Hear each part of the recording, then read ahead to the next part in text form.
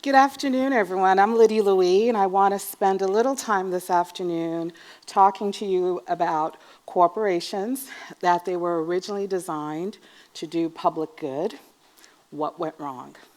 And as many of us were having lunch this afternoon, I was on the phone with my family in the Dominican Republic and in Miami talking about Irma and Jose that is also immediately behind it. And I want to say that disasters do happen, and when they do, our reaction to them is critical. My talk today begins with regard to Deep Horizon. As many of you recall, Deep Horizon caught on fire and exploded in a matter of minutes in 2010 in the Gulf of Mexico. And as many of the world watched in horror, there were those that responded immediately to help, particularly the US Coast Guard, private ships that were in the area, to rescue the 125 crew members that were on board and needed to exit the rig immediately. 125 individuals were on board, 17 severely injured with second and third degree burns, 11 died in the explosion, and the ones that were rescued, the first thing that they did upon being rescued was bending down and praying for those of their colleagues that have not made it. The human impact on all of us was staggering, that this type of connectivity was something that we too would hope that whenever a tragedy would strike, that we would be able to respond in kind. For days and weeks later, the world watched as Deepwater Horizon continued to burn. It burned, and 4.9 million barrels of oil spilled into the Gulf of Mexico. And as we know, water tends to travel. So as the water traveled downward into the Caribbean Sea, so did the oil. And many of the Caribbean islands where I am from are still suffering from the environmental impact of Deepwater Horizon. As the world watched this type of shocking human drama, we wanted answers. And BP's management response to questions that they were being asked by the media, The Guardian, The New York Times, as to how this could have happened, Tony Hayward, who was the CEO at the time, gave answers that were very disturbing. There were things such as, oh, the Gulf of Mexico is such a large body of water, the amount of oil that we're putting in it, infinitesimal. Other comments such as, well, how did we, BP, get into this situation? It showed a disconnect for the human interests and the actual individuals that were suffering because of the Deepwater Horizon explosion.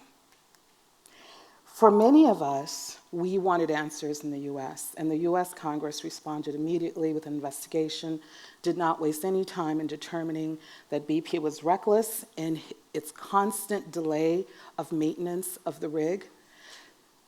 The US Committee on Energy and Commerce specifically noted that had BP management spent $128,000 more and 10 hours of work, the disaster would have been avoided.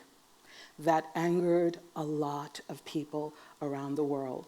The juxtaposition of lives to basic maintenance that was avoided bothered us greatly. As a result of that, BP reached a settlement with the US government. $15.7 billion was given to the US government in the various states that were affected: Texas, Louisiana, Alabama, Mississippi, Florida, my home state. These are the same states that you might say are in the media again with regard to the hurricanes Harvey, Irma, and now Jose that is on its way. BP continued to spend another $54 billion in environmental cleanup, as well as economic damage relief to those who had lost everything.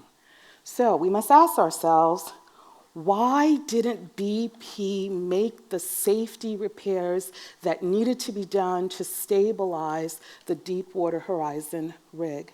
And the answer is simple: drilling schedule. BP's concern is that if they didn't maintain their drilling schedule, they would be delayed in drawing the oil out of the earth, in barreling the oil and distributing it to its wide distribution network, in making the sales, and in making the profits. So BP then traded lives of individuals for profit maximization of its shareholders. We must ask ourselves, how did we get here? Where there's a trade-off to human lives, to profit. And in particular, it bothers me greatly because that was not the original purpose of corporations in the United States. Corporations were originally designed to build hospitals and roads and highways and schools and ports. It was for the public good and the immediate community in which that corporation operated. It wasn't to destroy lives or to simply make a dollar. So when did it change in the US? Well, it changed primarily with one man and one court decision. Henry Ford, Ford Motor Company, he was the majority shareholder, and at the time in 1917, he wanted to implement an employee benefits program because he had an excess. Imagine this, an excess of $10 million of profit in 1917. That is incredible. And what he wanted to do with the money was give it back to the employees by giving them food, housing, health care, education, make the car cheaper for his employees to purchase. And why would he do that, you're wondering? Well, it was right after World War I. And the US was in yet another recession, and some might even say light depression. There was very little food to eat in the US. There was very little housing. And as the Chattanooga Times quoted, people were dying in the streets in the United States. And Mr. Ford felt that his money could be spent in bettering the lives of his employees. There was one little problem: the Dodge brothers. The Dodge brothers were minority shareholders at the Ford Motor Company at the time, and they wanted that $10 million of excess profits distributed to them because they had a little business too that they were developing, and they needed the money to grow their business. So here was a fight between strong, spirited men. Off to court they went. The Dodge brothers sued Ford Motor Company, and a Michigan court decided, when they read the corporate charter of the Ford Motor Company, which indicates what is the legal purpose of your business, the judge realized, oh, handwritten into the line of what is your legal purpose, Henry Ford's attorney had written, to make money. And the court said, well, if that is your purpose, then Ford Motor Company is not a charity. You cannot develop this type of employee program. The excess profits must be distributed to the shareholders. But the court was speaking as to the Ford Motor Company only. It wasn't speaking about all corporations for all time to come. And it was focused on the purpose that Henry Ford's attorney had indicated in the corporate charter. Ever since then, we have had this culture, not just within the United States, but it's a global culture within business, that the focus is to maximize profits for shareholders, and at times at the expense of the environment and at the expense of human lives. So why has this misconception continued? I cannot be the only person who has read this. Surely there are others that must say, wait a minute, we've misunderstood all this time. Well, here's what happens. You'll hear a lot of business school students, business scholars, business leaders, CNBC experts tell you that management has a responsibility to maximize profits for shareholders, and they are wrong. The truth is they are confusing the concept of what we call fiduciary duty, which are two things. One, do what is in the best interest of the corporation. And two, be loyal to the corporation. It does not include making money for shareholders by any means necessary. That is a custom that has developed. Further to that, there's no US law that requires a corporation to maximize profits for shareholders. It is only a custom that we have become accustomed to. This concept was further entrenched by Milton Friedman's article in the New York Times in 1970, where Milton Friedman is often quoted as saying, the sole responsibility of corporations is to utilize all of its resources and activities to maximize the profits of shareholders. That is not what Milton Friedman said, and nor was it what he personally believed. The remainder of the sentence of his statement was never included in anything that you really read about Mr. Friedman. He said, so long as the corporations remain within the rule of the game, and that is to say that they engage in free competition, they do not commit deception nor fraud. That is what he said. But for the past 50 or so years, the American culture and global business culture has disregarded that and focused rather on maximizing profits for shareholders. But there's good news. Since 1995, and in particular since 2014, you see a huge jump, almost 200% jump, with the billions of dollars that are going into the investments of socially conscious investment strategies. And whether that be for social change in rural communities, whether that be for economic development within urban centers, whether that be return to work for single moms or those that are disabled, there is a consciousness within the US and other countries as well that we can do better. There is an alternative construct by which we can conduct business and not do damage. Not do damage to the environment, not do damage to individuals.